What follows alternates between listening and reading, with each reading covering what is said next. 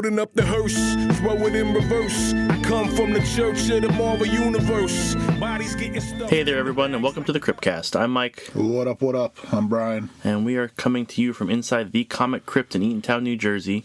And we're here to give you that little bit of new comic book day that you might not have in your life at the moment. So, want to start with, we got an email. You told Jay to email us, and he did. And as soon as I pull that up, I will read it. Way to be prepared. I have it, I didn't write it down. You were never a Boy Scout, were you? No. Yeah. No. It shows. Okay. Do you know what the Scout motto is? Always be prepared? Be prepared. Okay. I got nothing against the Scouts. But, I don't know how it's going. So, it's one of those Mondays, folks. It's one of those Mondays, folks, except for its fact that it's Tuesday. It's Tuesday. See, that's what kind of day it is. Our week is different from normal people's. It is. Wednesday's the best day, and that's people's hump day. Yeah. We don't get weekends off, so those are just normal. People go, hey, it's Friday. It's like, yep, doesn't mean anything to me. Yeah, we are the weirdos. So and we have Mondays off. Hump day, yeah. So we're all kinds of fucked up. Bang up start. Yeah. Anyway, so Jay says, hey, fellas, I was listening to episode 36 while on the clock a few days ago, in between fire and reloading, which I want to know what that means, Jay. You know what Jay does for a living? Something to do with holographic security stuff. I think. It sounds like he's doing guns. No, I don't think it has anything to do with guns. I think it's printing. Mm-hmm. I think. I'm pretty sure. I don't know the exact details, and I kind of overheard it once. Okay, I'm just curious if you know, because I was like, does he just do guns, or this is like an autocorrect thing? I don't know. I don't know if this is a terminology within the field that I'm not aware of. No, he's not a gun guy. Okay. He's a gun dumb guy. I got it. Yeah, models. Yes. I had a strange thought. Would the vaginal-like opening in the green be a subtle nod to the artist Georgia O'Keeffe, who painted a bunch of flowers that suspiciously looked like vaginas? O'Keeffe is looked at as a feminist icon in the art world, and Poison Ivy is seen as a feminist icon in comics. Think there may have been a connection, or am I just crazy from sleep deprivation? I don't think that's unreasonable. So I'm very familiar with Georgia O'Keeffe's work. Big vaginal type flowers. Yes. Yeah, I would say if there's a big green opening orifice in the green at any point, then well, you know, the deceased unkillables when you brought it up. Yeah. So when you said that, my brain was rapidly scrabbling for that name because I wanted to say it. Okay. Because that's the first thing that popped in my head, but because there's so much garbage stacked inside my brain, I couldn't access it fast enough, and I just let it slide. So I'm right there with you, Jay. my father and my stepmother had a Georgia O'Keeffe hanging in the living room of my house, and like all the time I just wanted to approach the subject and go, hey guys, you know what she's known for? And the flower in particular was like this black kind of tulip that was like blatantly obvious. Okay, I think that's the whole deal, is like, that's a vagina. Yeah. But I don't think I like my dad and my stepmom are kind of like art savvy and shit, and like went to museums and stuff, but it's like, hey guys, strange pick for the living room, huh? Why? It's a beautiful flower. Sure, but like I wonder if they knew that she was known for. If they were art savvy, I would think they would have to, right? Sure, but like I don't know, because like they were outwardly prudish, they wouldn't have the. That's why you have to hide your vagina in a flower. You can't just have a vagina on the wall. But listen, we were an Irish household, and we didn't talk about our feelings and fucking shit like that. So like you're not gonna talk about art either, like. But yeah, I could see the connection there. The feminist icon kind of deal, and yeah, absolutely. Ivy being a flower lady, having a flower vagina open. Yeah. Yeah, I think you hit that one on the head there, Jay. Yeah, absolutely. Yeah. Yep. Like I said, my brain wouldn't allow it to come out, but yep, absolutely there with you. I mean, at one point back in when she was she's the other 181, right? She was her first appearance of Batman. She's the 181. first 181. Yeah, she's the first 181. It's funny, right? We credit 181 to Wolverine, Right. You know, an Incredible Hulk. His first appearance is Incredible Hulk 181, but the real 181, the OG 181, is Poison Ivy, who was, you know, a woman up until what was that? Heroes. Oh, Heroes in Crisis? Yeah, Heroes in Crisis. Yeah, where she got reborn out of the green? She gets killed and she regrows herself, and now she's literally a plant lady. So, you know. It's fine. I'm cool with that. Yeah, it's more plant vagina possibilities in the future. Oh. All right. First thing I would like to bring up is the Fantastic Four trailer, teaser, whatever it is, short thing. It was awesome. Yeah, It was so good. Yeah, yeah. It got me excited. I'm still not thrilled about Sue. I'm okay with Sue. I think a little bob cut could have like given the aesthetic where you're just like, okay, everything's fine. Like she looks like time period. Pasquale, his height, you know, Reed's always taller. Yeah. And like I know he can stretch to any size he wants, but like on the average, Reed is taller and more slender. Right. I mean, he's a great actor. I haven't disliked him in anything I've seen him in. And he's like a hot guy in Hollywood, so he's getting all the roles where he might not necessarily be good for them, but I'm fine with it.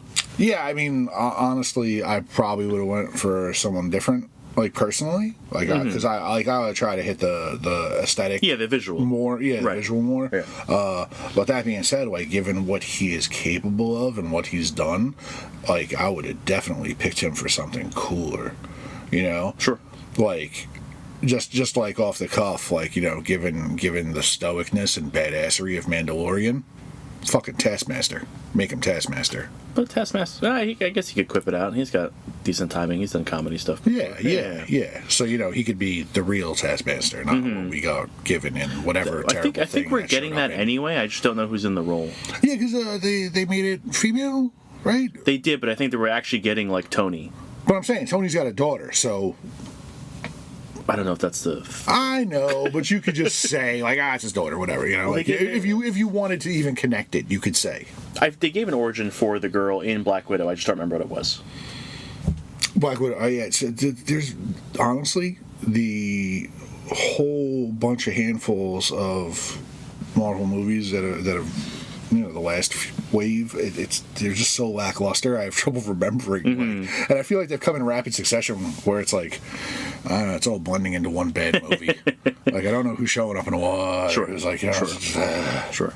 I am so tapped out. I think the Fantastic Four is going to be such a great breath of fresh air. so to I have just- it not I- even in the same timeline. Right, having it be in the 60s and Yeah. having that, like, making it a period piece and having that aesthetic, it really works for it. And to that end, like, I think this did the same thing for me as the Superman trailer, where it's like, I'm excited about these movies for franchises that I have lost some passion for. Well, I think, you know, like, when it comes to comic books, if you don't really resonate with the franchise, if you don't, you know, if you're not a Superman guy or a Fantastic Four guy. And I'm not either one of those guys. Neither am I.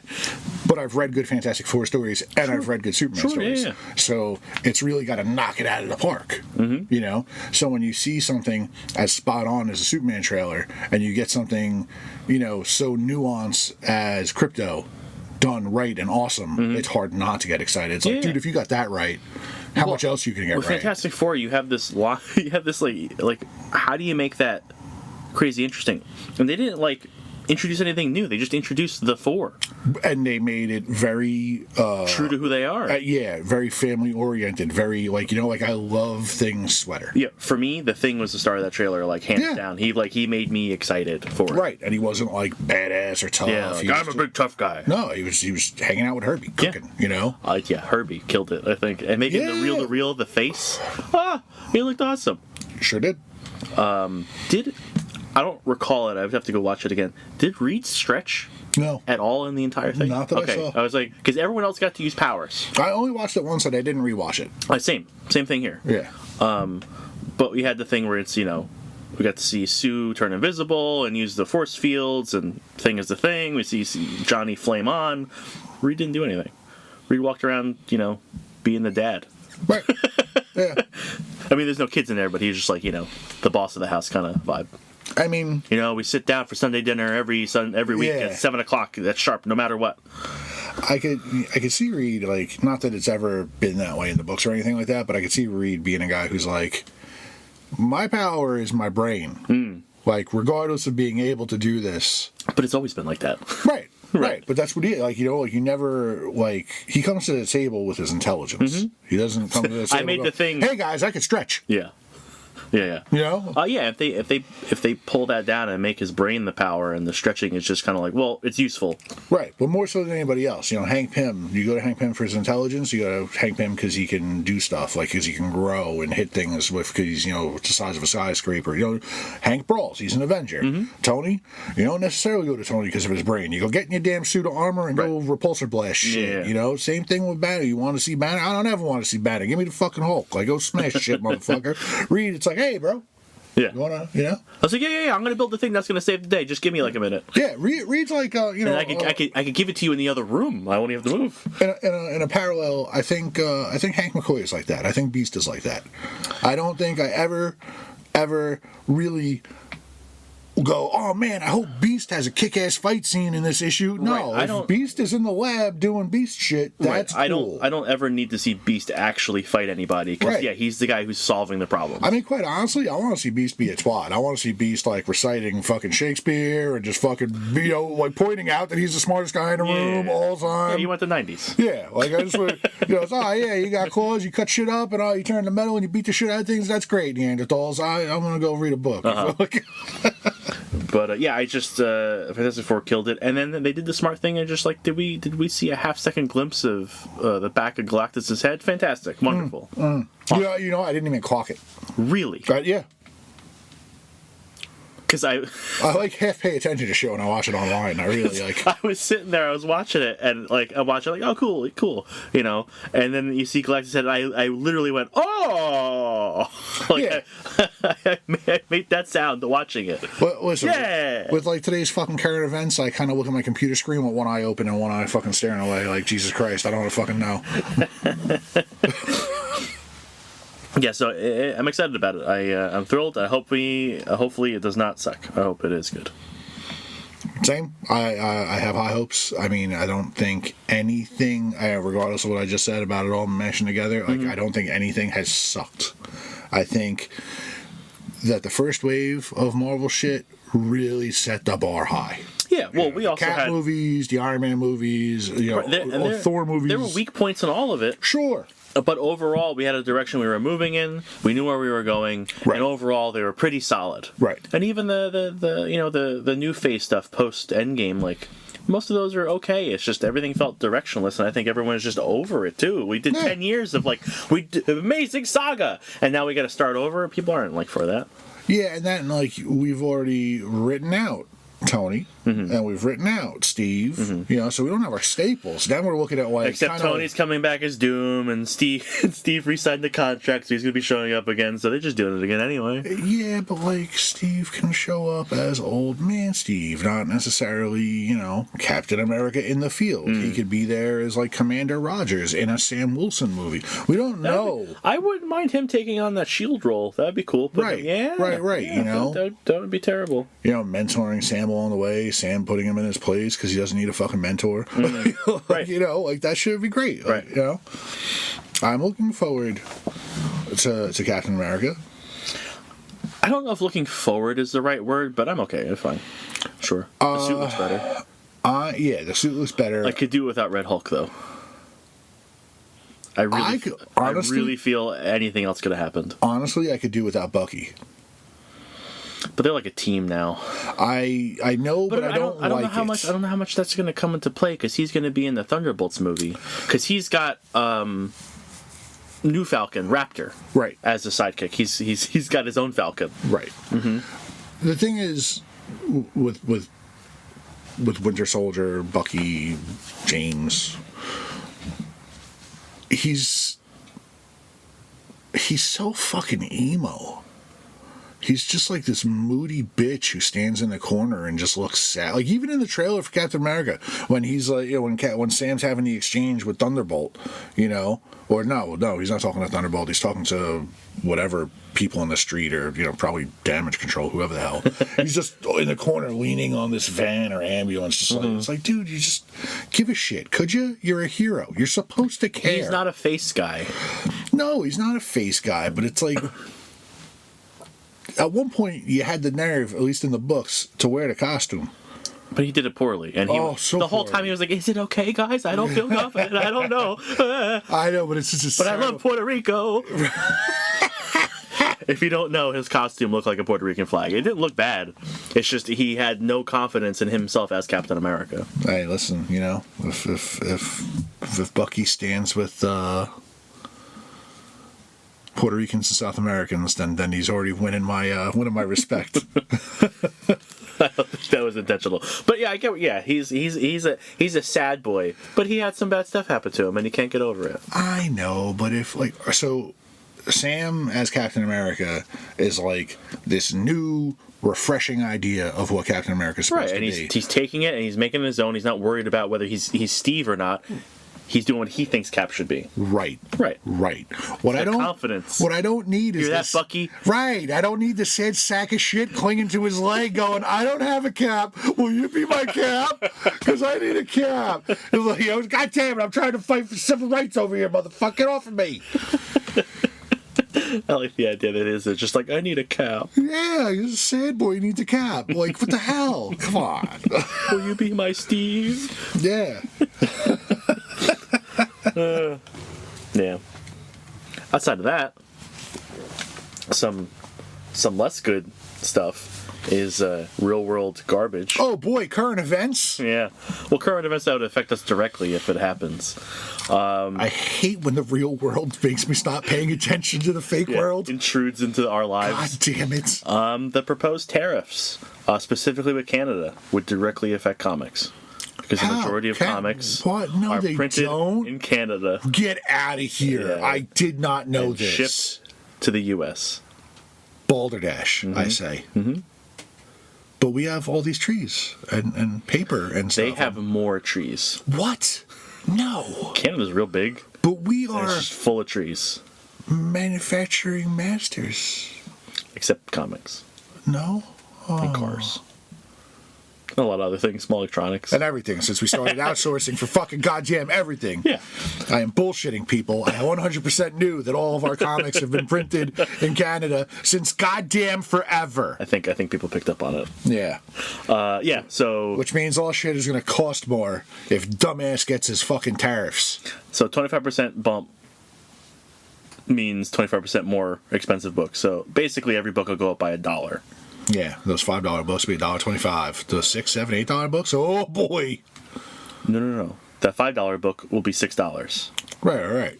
Oh, you mean a $1.25 bump? Yeah. Okay. Yeah. All right. Can you do fucking math now? I was confused. The way you said it confused me.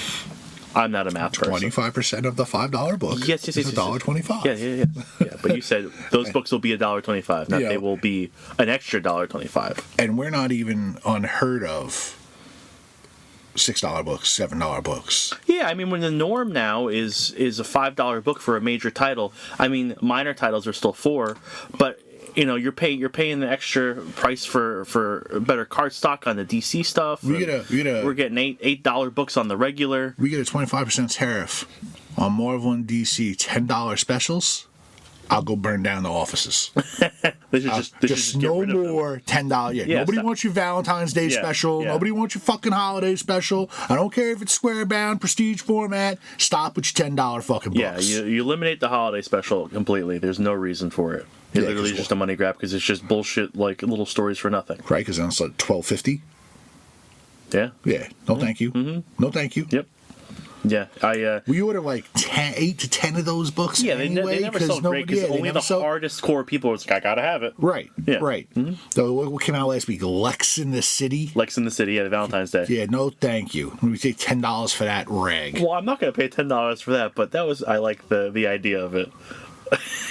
I mean, it's clever. And the cover was great because he's getting Superman's flying by, and it was funny for me. Yeah, but I don't want to see any more stupid ass joke books. And I don't know, for that kind of money, you don't get to put out Jeff the Shark books.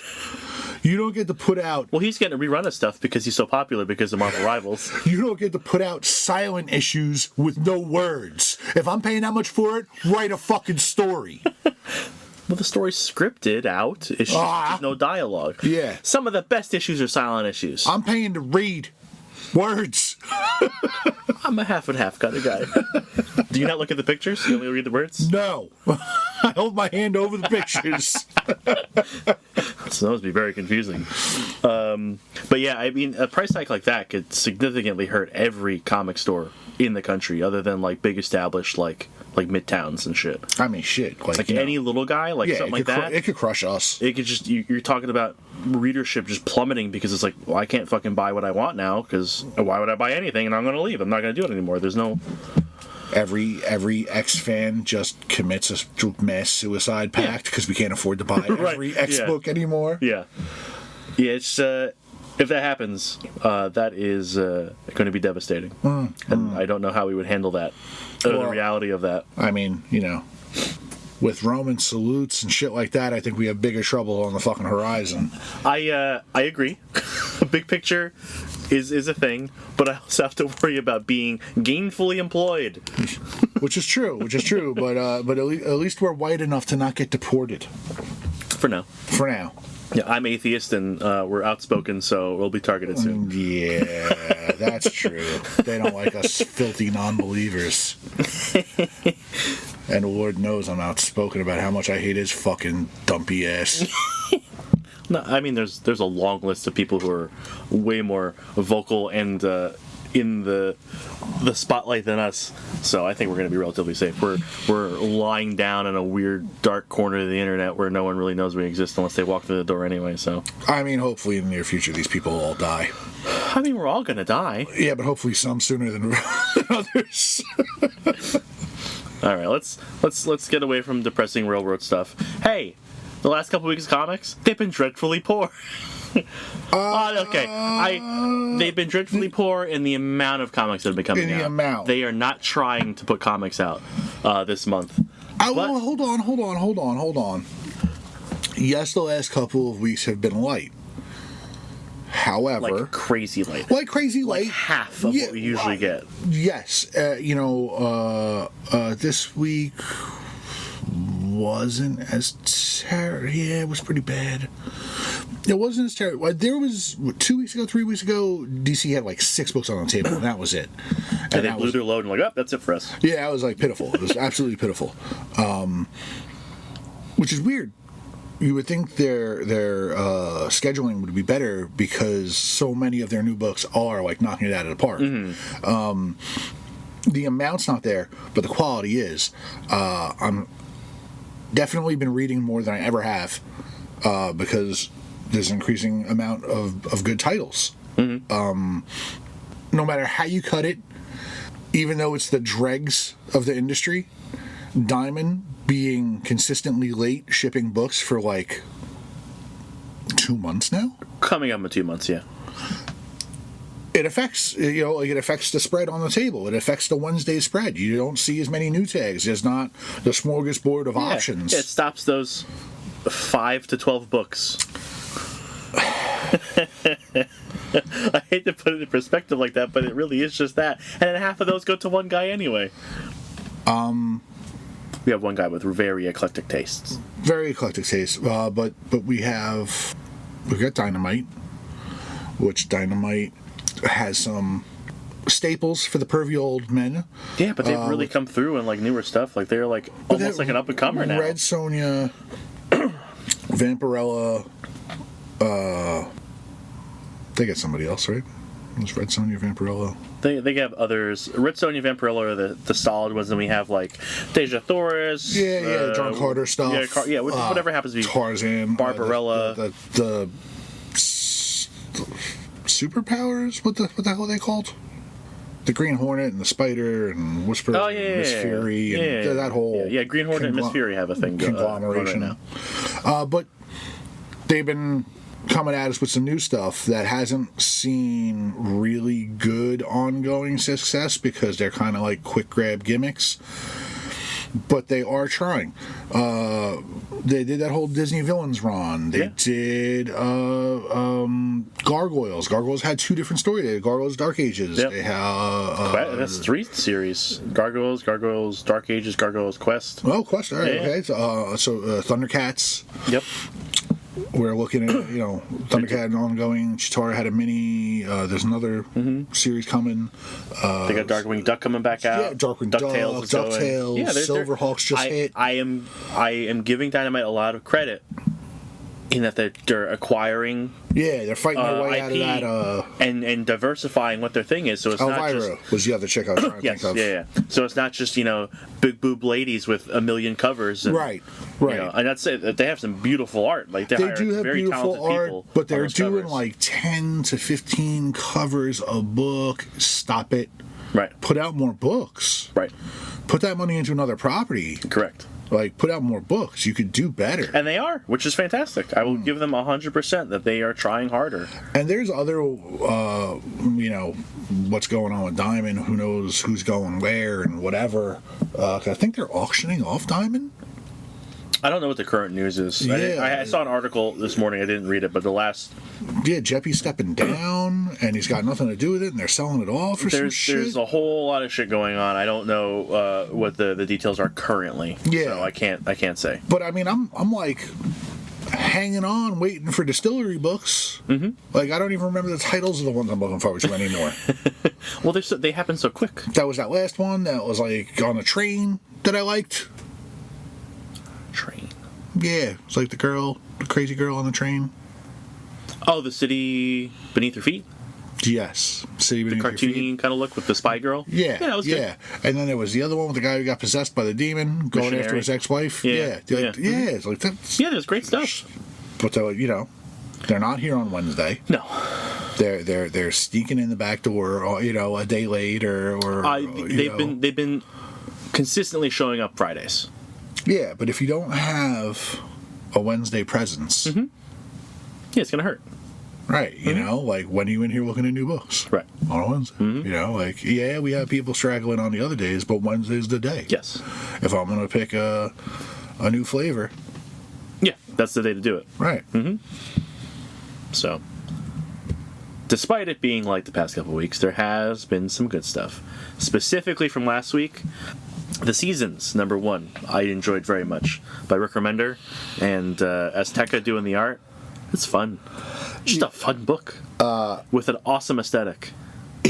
So it's fun, and it's bright, and it's colorful. It's silly. And I've never felt an impending doom come out of a book so fanciful and like very seemingly innocent and positive, but some shit's coming. Yeah.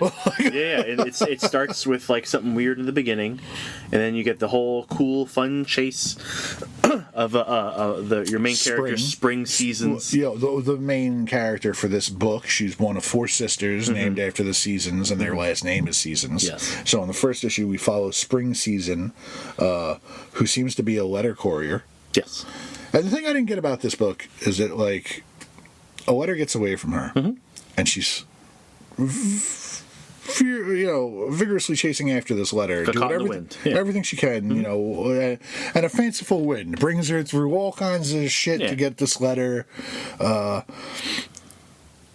Did she not know that the letter was addressed to her until she caught it?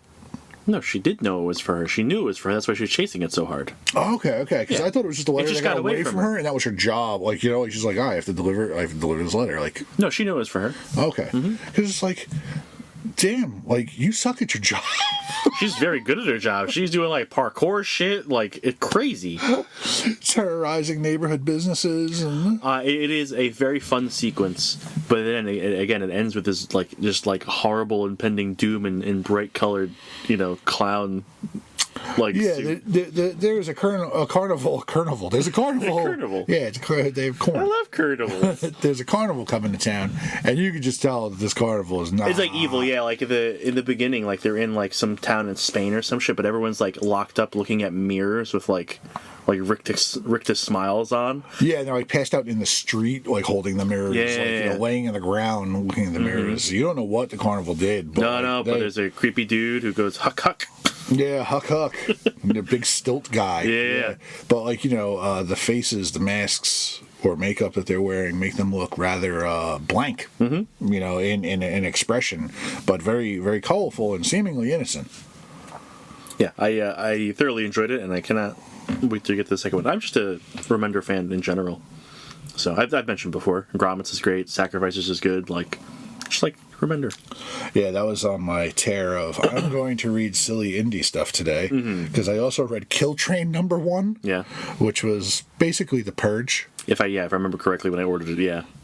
Yeah, so basically, randomly, they just kill a train full of people in the subway. And this woman is just having a day. She is late for meetings and leaves. She has like a cab pass card, like a Metro card for the subway or whatever, but it's for cabs. And she loses her cab card. She can't take a cab. She's forced to take a subway. And it's like, there won't be a kill train. There was just a kill train yesterday. And she's on a fucking kill train. Okay. So is it just like following her, like surviving? Yeah, basically. Okay. I have the feeling that she's going to have to fight the psychos on the train. Sure. And Pin-Up-Ocalypse. Pin-Apocalypse? Yeah. Which is about pin-up girls fighting zombies. It's very on its face. I feel like that title promises more than that. Well, honestly, it is a little more than that, because you would think Pin-Up-Ocalypse is zombies attack a runway pageant and it's just model on zombie action. Now hear me out. Instead of models fighting zombies, it's a town where, the meteor flies over or the bomb hits or whatever, and anyone affected by it turns into a pinup model who then attacks and turns you into a pinup model. That sounds like an 80s movie. It'd be a really fun one. That sounds like Pin-Apocalypse. Somewhere in between Big and Splash. No, Tom Hanks would definitely be. There'd be no good feelings about this at all. It would be horribly hardcore Splash gore, but everyone's perfectly beautiful. Dressed. Yeah, all the blood rolls off they're just made of Scotch Guard. And imagine the horrible body horror thing you can do by having people turn into beautiful women. The vibe of the book is pretty cool. It's a very almost 50s-ish, Leave It to Beaver kind of family setting. The girl's coming down. The main character's name is Foxy, and prom's coming, and it's Foxy's birthday, and Foxy's gonna go to the store to try on a dress that she's saving her money for the prom, and then this and it's definitely going to be a government thing, because it's this big giant hazmat device that crashes into the center of town and just starts turning people. And on her drive to the store, she gets cut off by these greasers. There was a guy and a girl greaser in their car, and I guess that girl's dude dies. So when Foxy's getting attacked by zombies, the greaser girl shows up and saves her ass. So now they're teaming up. Okay.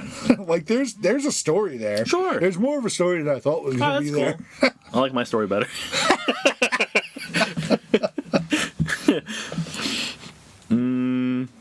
So yeah, seasons happen. I do want to every year.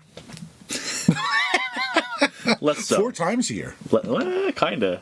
I mean, that's why we still live in Jersey, right? We like the experience. Everything's really weird. Listen, spring and fall are 2 weeks each. If you're lucky. And they're fucking a month and a half after they're supposed to be anyway. Thanks, global warming. Hey, that's a myth. I won't have you talking about that shit at the table. Global warming does not exist. We believe in God, not science. Fuck them polar bears. Oh, who likes polar bears? Come on. I do. Poor bastards look like they're fucking half starving. You can't like polar bears. You're a Pepsi guy. Listen, if I saw a Coke bear clinging to a boat for dear Coke life... bear would be amazing. Well, they made a movie about that. They made a movie about Coke bear. Turtles. Turtles has been good. I like turtles. Guys, we're a little tired today, so we're both, I think, a little punch drunk. Turtle power. Heroes on a half shell. They're on a mission. So, issues 5 and 6. I'm going to keep talking. Issues 5 and 6, solid. 5, kind of whatever. It's a Casey Jones issue, sort of. It's more of the history of, like, the mayor of the town and why he hates mutants and stuff. But 6 is good because the turtle, like... the turtles are back together and they're back in New York. Like, all right, we gotta go stop whatever the fuck's going on because the Foot wants to kill us. Is there still like turmoil going on between them? Because I've read up to 4. Love the first 4. Have not read 5 or 6 yet. The whole issue is just all of them yelling at each other the whole time. I mean, that and then sounds... Mikey and Raph get into a fist fight. Oh. And then Leo and Raph get into a fist fight. Oh, perfect. Yeah. That sounds exactly the way it should have been. And because they cannot work together, they get caught. Okay. And, like, they are absolutely fucked. 100%. I mean, that sounds like where it was headed. Side thing is the issues being narrated by somebody, and you think it's maybe Leo or Donnie, because there's a lot of focus on Donnie, because Donnie's absolutely lost his goddamn mind. Mm-hmm. He's crazy, like, skinny, emaciated, like, he's not mentally there, he's carrying around a dead rat, and he thinks it's Splinter. But the issue ends up, we find out at the end, being narrated by Splinter. Oh, shit. Yeah. How's that? I don't know. Okay. Yeah. Okay. That's it. I have no explanation outside of that. Like, is he alive somehow? Is he looking at them, like, from the after? I have no clue. Because it's a new series, but it's continuing from the old... It's old continuity, yeah. Mm-hmm. So Splinter should be dead. Yes. Okay. Yeah, no idea.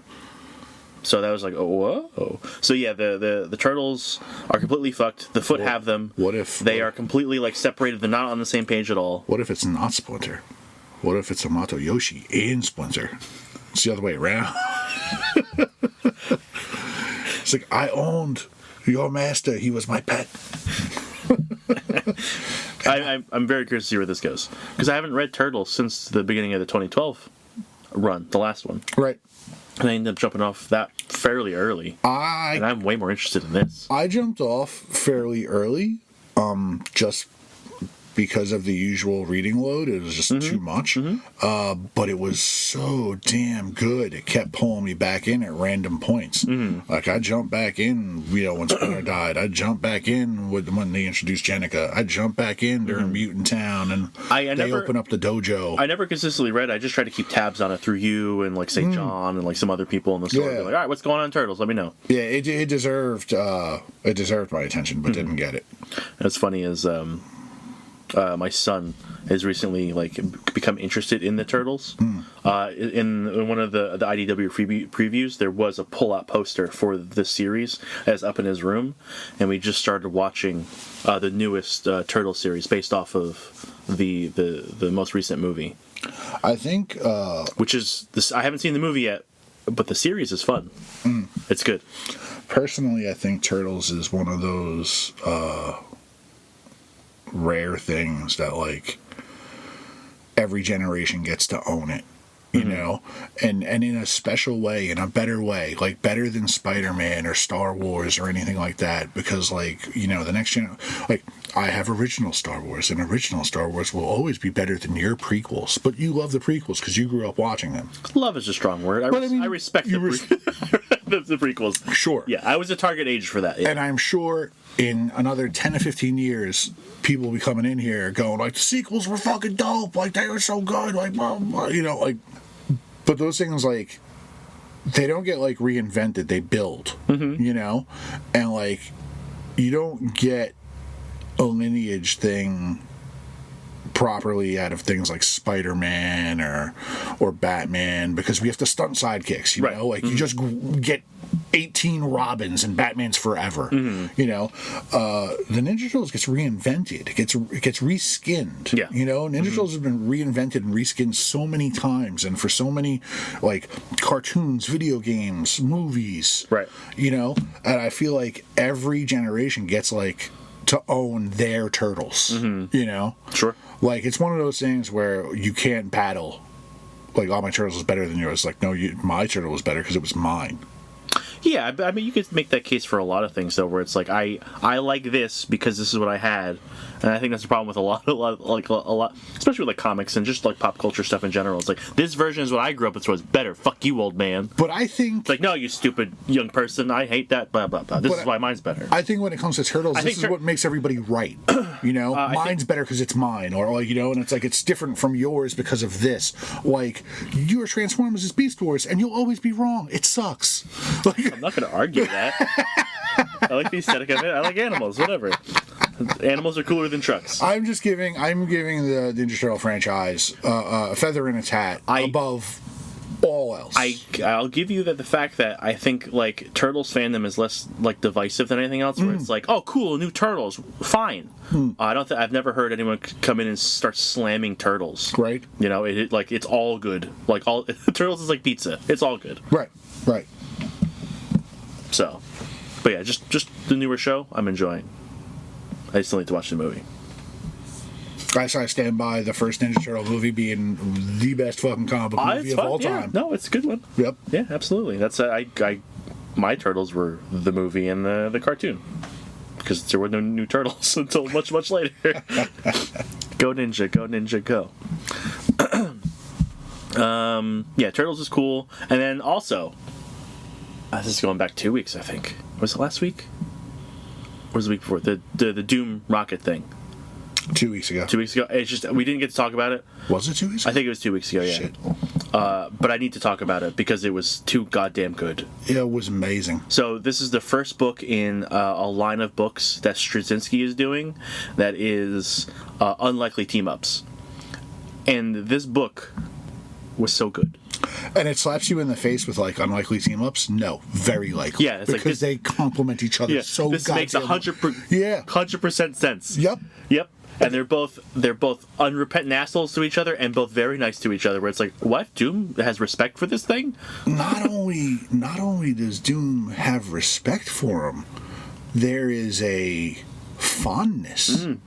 Like he tries to like give of himself, and he never does that. You know, like the scene where he pets him. Yep.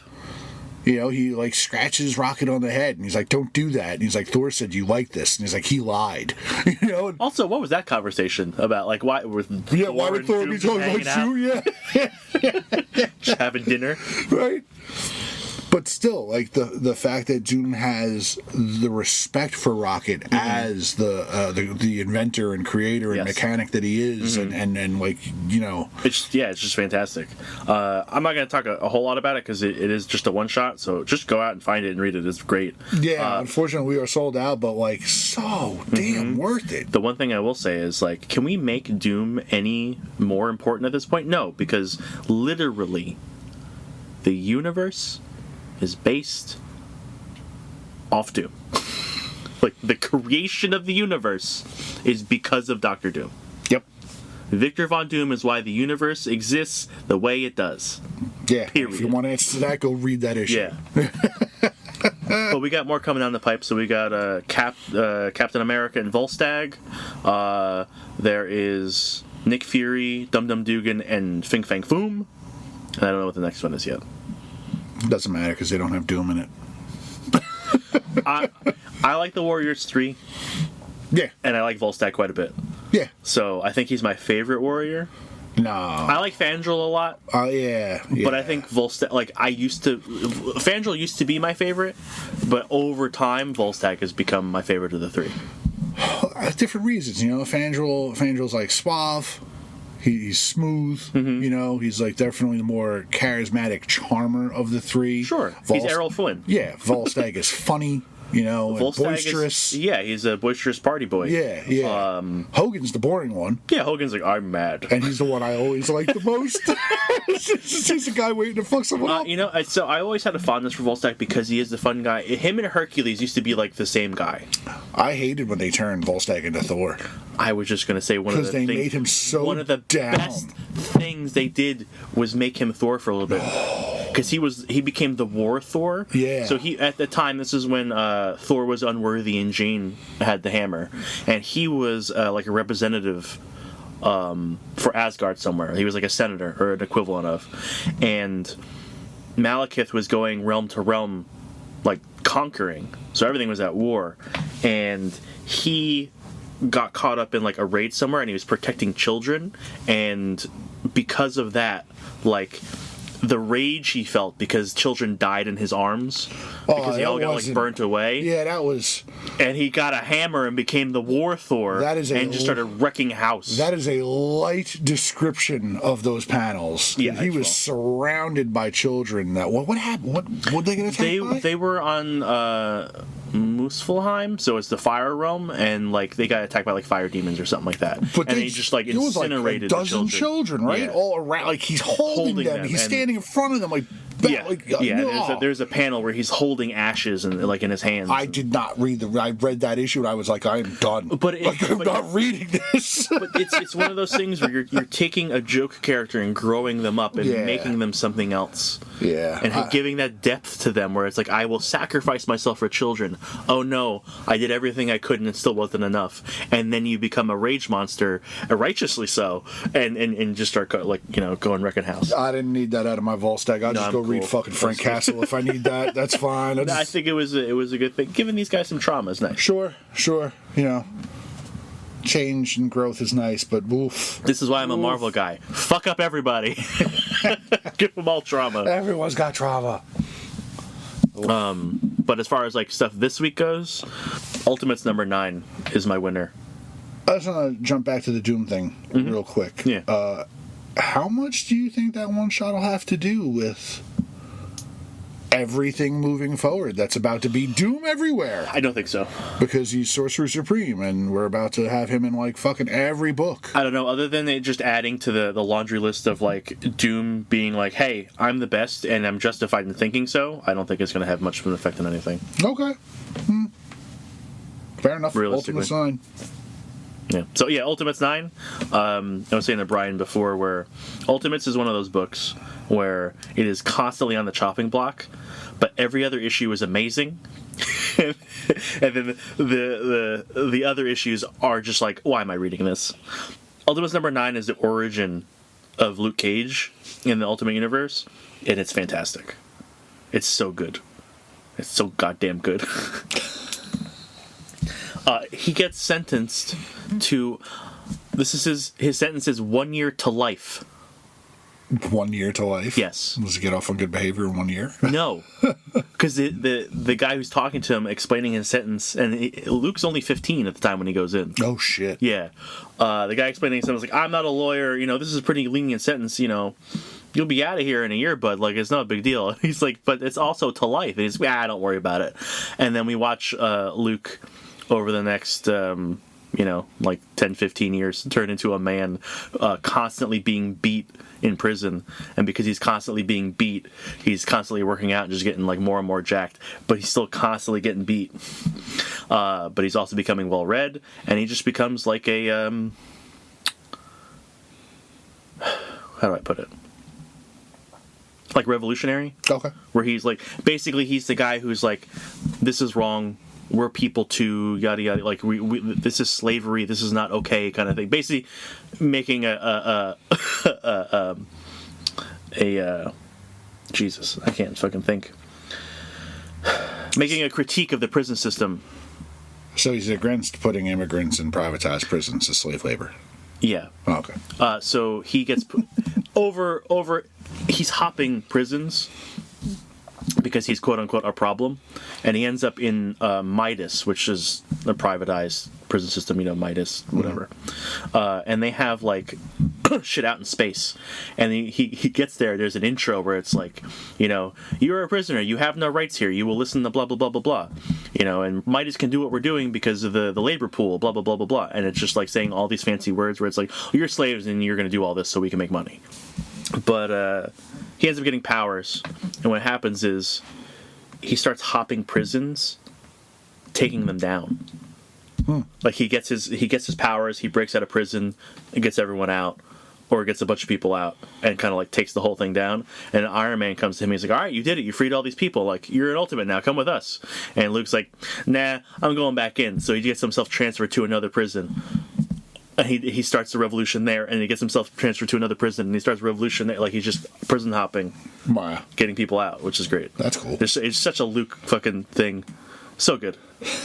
It's so goddamn good. Poor Luke, though. You reimagine him, and you still fucking throw him in jail.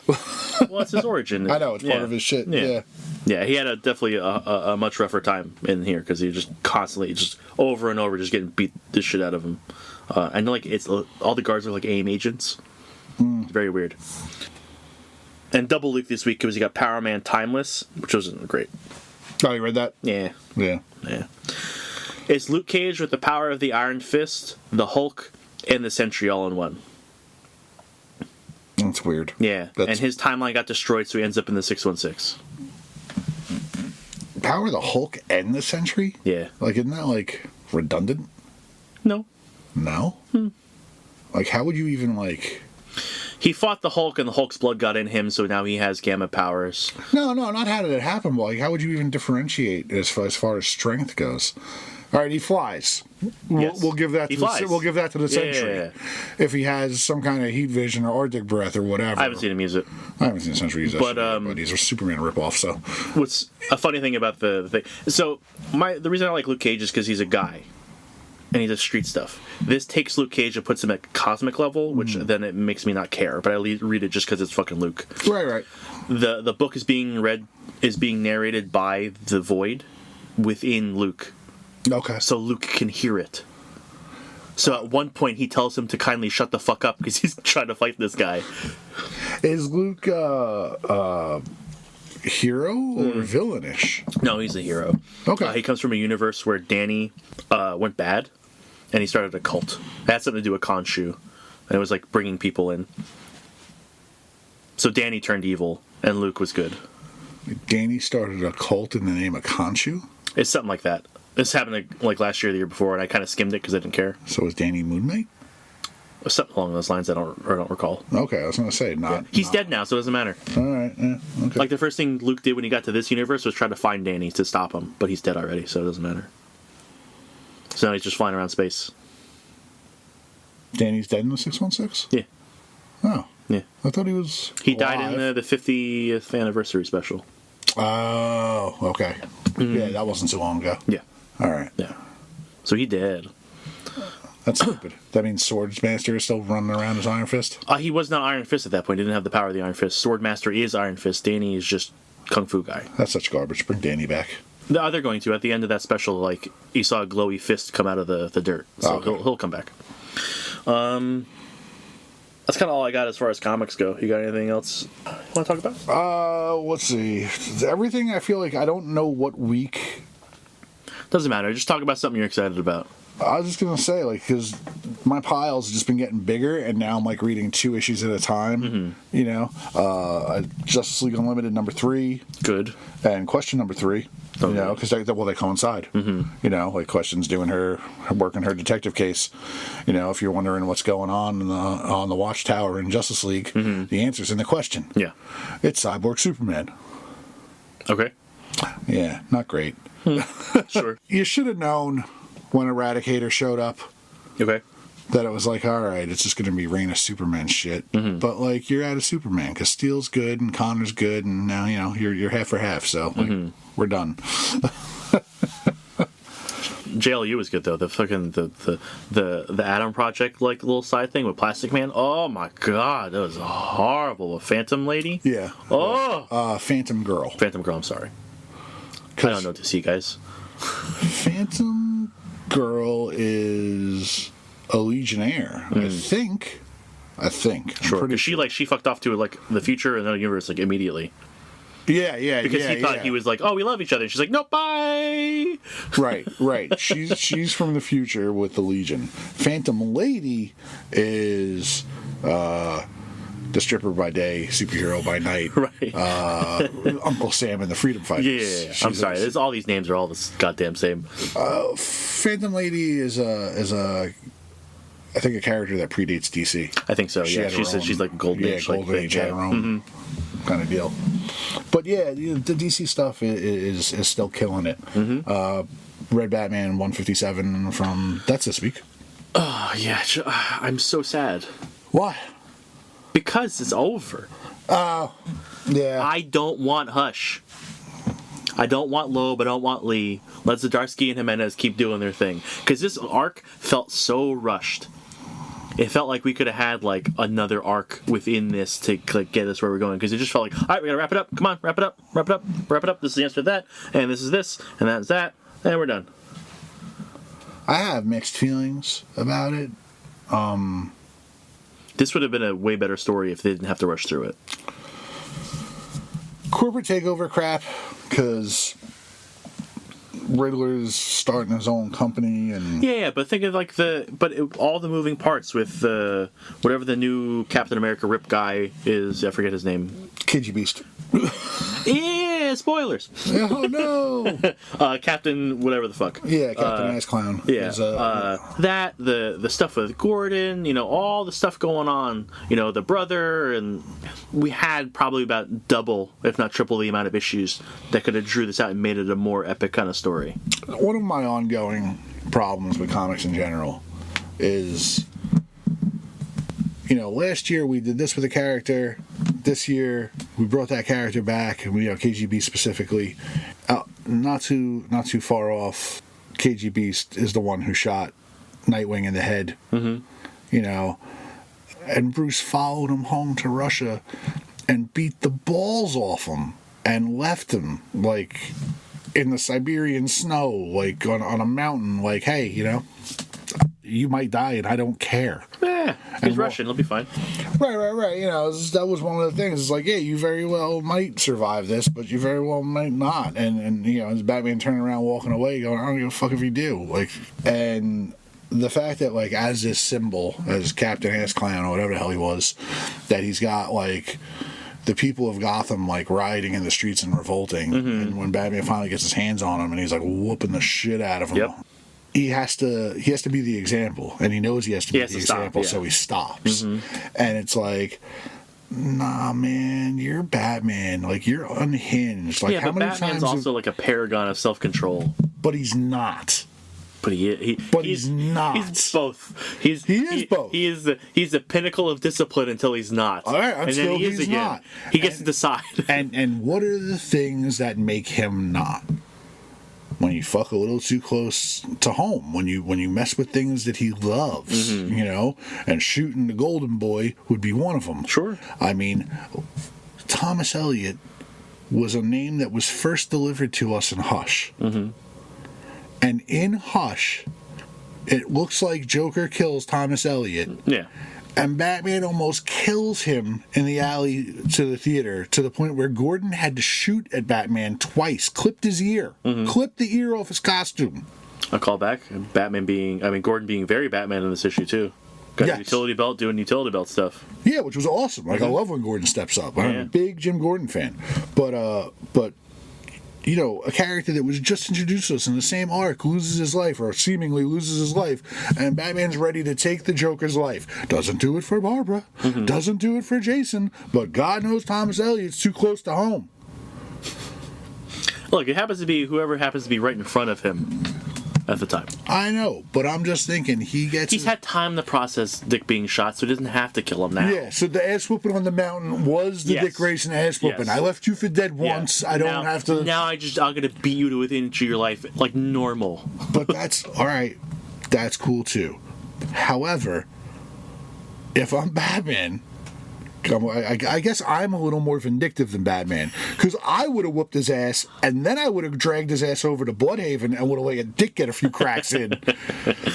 What, Babs, you want to come down and fucking take a, they're in a nice, happy, healthy relationship now. Yeah. You want to get a couple of licks in for your boyfriend? Like, we pass him around the family. Damien, you're kind of close to Dick. He trained you how to be a real boy, right? You want to? Come on. He's everyone's favorite big brother. Jason, you want to lick in? Get Tim. Line up, fuckers. Oh, he's dead. Yeah, it's just some people, some characters in my book don't get the pass. And like there will always be the bewildering question of why the Joker gets the pass consistently. Sure. But it's always, when it comes to the Joker, it's like, why don't you kill him? Why don't you kill him? I can't kill anybody. You don't have to kill KG Beast. You cripple that bitch. I mean, he was already a guy who didn't have a hand. Yeah, he had it replaced with a gun. Well, he's got something in common with KGB. It's like, I know how that feels. Yeah, like if anything, you want that comic book status quo. Like Batman should have cut his hand off with a batarang and put him back to that. Hey, look, you lost your new hand. He did cut his hand off. Did he? Yeah. No. Because KGB's had the two blades that he popped out during the fight. Right. Yeah, Batman took one and cut off his hand. I thought he just unarmed him. I thought he just not unarmed. I thought he just took the blade off. He did, and he used it to fight him. No. I saw him take the blade and strap it on, because he takes his time, straps it on. There's a whole scene of him strapping it on. But then when he cuts the blade, it takes the hand. You see the hand fly off. See, I thought he just took the blade off. Nope, hand's gone. No shit. Because they didn't have too many panels of him after that. Like Well, it's just his bloody face in a car. Right. Yeah. That's what I'm saying. It was on the hood of a car, so I didn't even notice that the hand was attached to the blade when he took it off. No, like it cuts the hand and the blade off separately. Like they're not together. The hand goes its own direction. Is it the same panel? The blade goes one way and the hand goes the other way? Yeah, they just kind of like fly off. Oh, see, I just saw the blade fly off. Good. Then it's very comic booky indeed. Yeah, it hits the mark perfectly. All right, so with that, next week we're going to be going over Wonder Woman Volume 1 by Tom King. Whoa, man. Yeah. That's been on my read list for a long time. I've been wanting to get around to it. I hear lots of good things about it, so I'm sure it'll be good. Yep. Hey, everybody. Thanks for listening. Go read your books. Whoa, slow down there, buddy. Don't tell them what to do yet. We got to go through some stuff.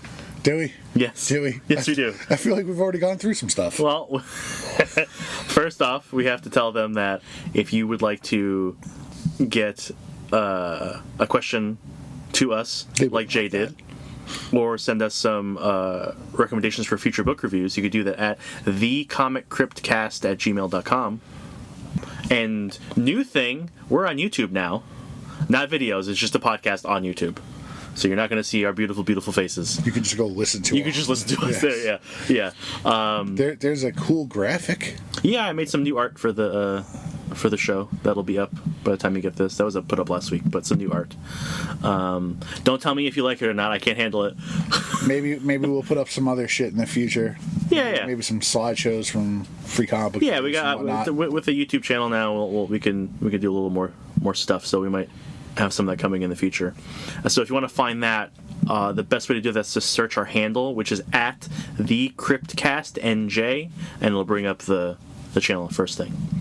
So if you just search the Cryptcast, a couple other things are going to come up, and we're new enough where we're not going to get kicked up to the top. So just again search our handle at the Cryptcast if you want to follow us on YouTube. Search your hand. There it is, at the end of my arm. Unless you're KG Beast or Batman 6 months ago.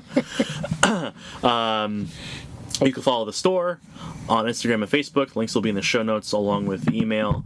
And now you can go read your books.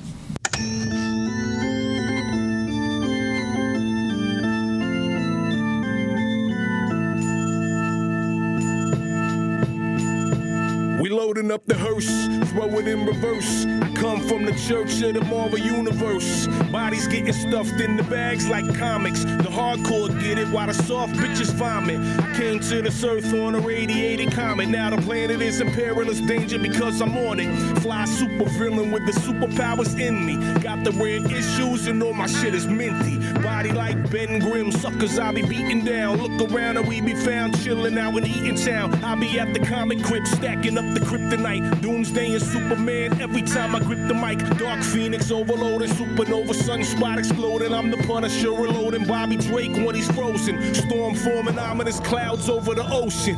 Working with Professor X to master my emotion. Have you posing in the box whether you know it or not. I'll easily bag your bitch like Logan did to Scott. Mr. Sinister plots when I administer shots to clone Gene from my jeans. Then this shit'll get hot like Inferno. Burn slow, humans are ash. God loves, man kills in the days of future past. Now I'm working on a science lesson. Me and Brian Stratton, a rat in a cage who can't stop buying X-Men. Like a flower that blooms in the spring. You were beauty